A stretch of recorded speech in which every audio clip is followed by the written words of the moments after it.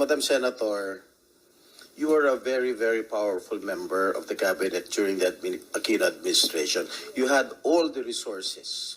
You had the NBI at your disposal.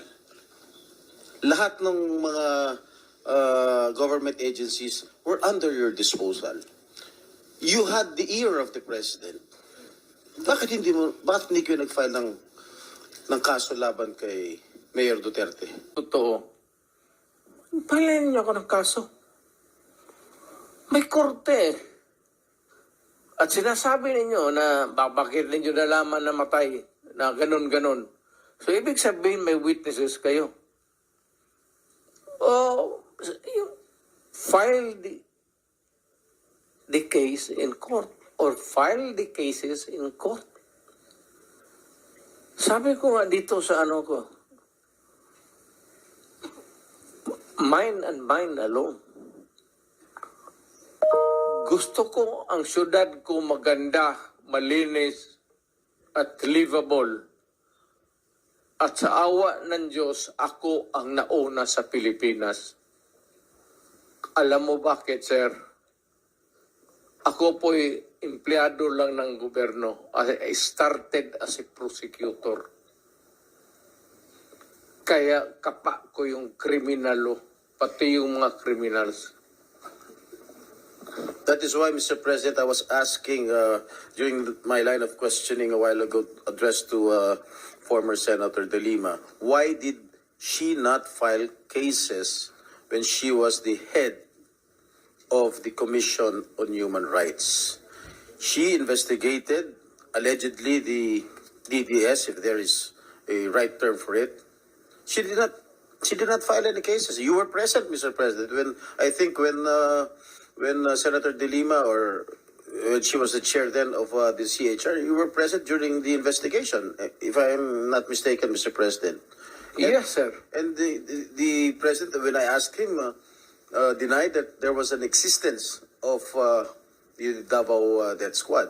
My question lang, Senator De Lima, bakit hindi kayo nag-file ng mga kaso kung talagang naniniwala po kayo na meron ho talagang death squad? Why did you not file cases immediately when he was just still a mayor? Yes, Your Honor. Nasagot ko na po yun.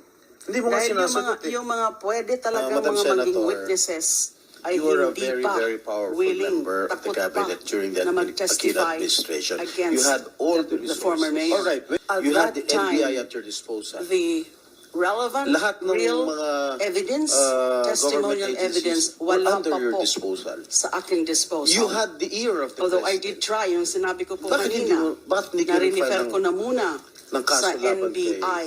Mayor Duterte? So, For a very, very kaya lang, powerful yun ang naging cabinet report, member binalik nila sa under akin. the Aquino administration. Now, Why they're did you not pursue pero it? nahihirap. Ito nasabi po kanina ni former President Duterte na Davao is the safest city.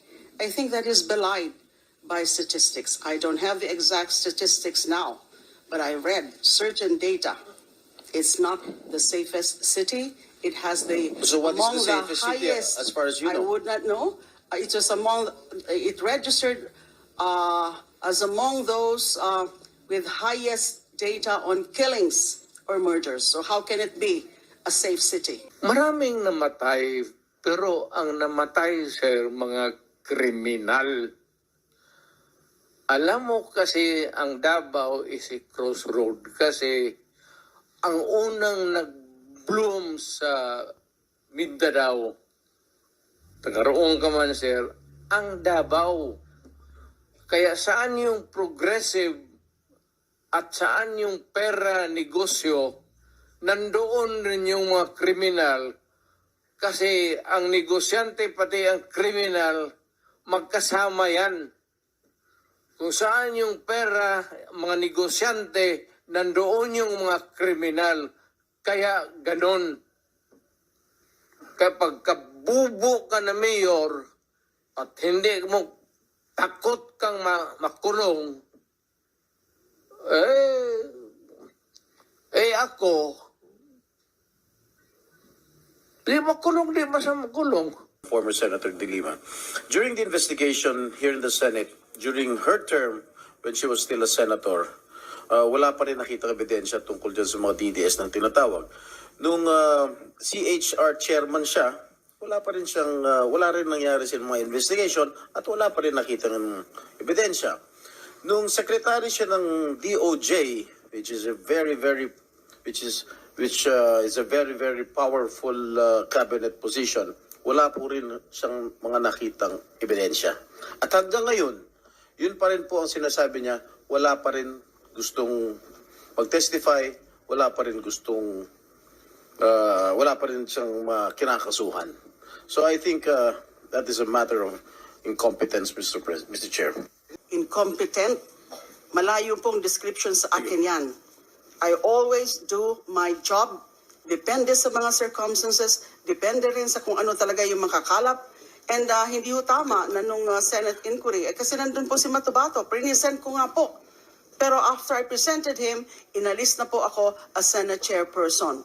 Now, ano yung tungkol sa safest city? Ma'am, What let's exactly ma'am, excuse me. is the standard? Can I stop you there?